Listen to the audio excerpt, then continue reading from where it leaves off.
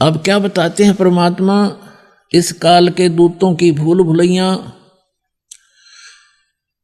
वहां तो फूक दिया, उधर उसका अकाउंट हो रहा है, वो अपने कर्म आधार पर जैसा भी उसका संस्कार है, मनुष्य बनना है तो मनुष्य का जन्म ले लेगा, या भूत प्रेत की योनि प्राप्त करनी, या भूत बनकर धक्के खाओगा, या उसने कोई गधे कुत्ते की योनि में जाना तो वहां चला जाओगा। और पीछे से फिर उसका देखो केस सिलसिला शुरू होता है। गरीबदास साहब जी कह रहे हैं परमात्मा से प्राप्त ज्ञान के आधार से कि पुराण उठा के पंडित आए और पीछे गरुड़ पढ़ाई।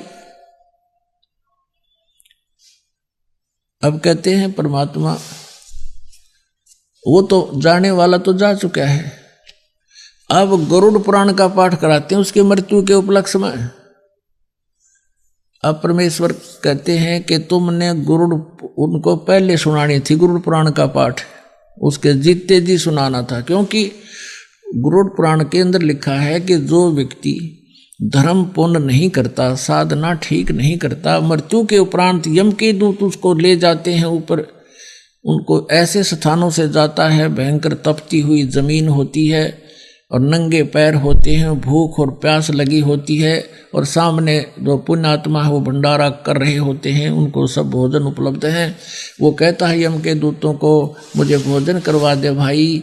वो कहते नहीं, तेरे को भोजन नहीं मिलेगा, तेरे को तो लठ देंगे हम, डंडे मिलेंगे, और चल एक बार धर्मराज के पास तेरा अकाउंट हो लेने दे, फिर संभालेंगे तने। जैसे पुलिस वाले क्या करें, एक बार रिमांड ले लेने दे, फिर देखेंगे तने।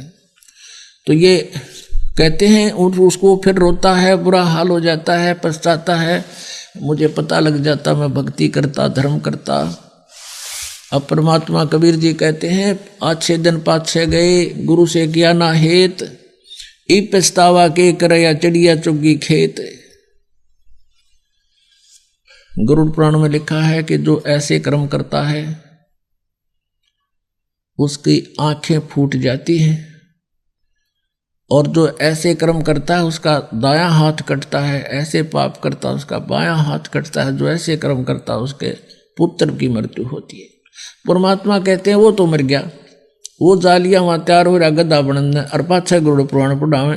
वो पहले क्यों पढ़ाया? ताकि उसको पापों से डरता, बुराई से बचता, शुभ कर्म करके अपना कल्याण करवाता। थारे सारे उल्टे काम।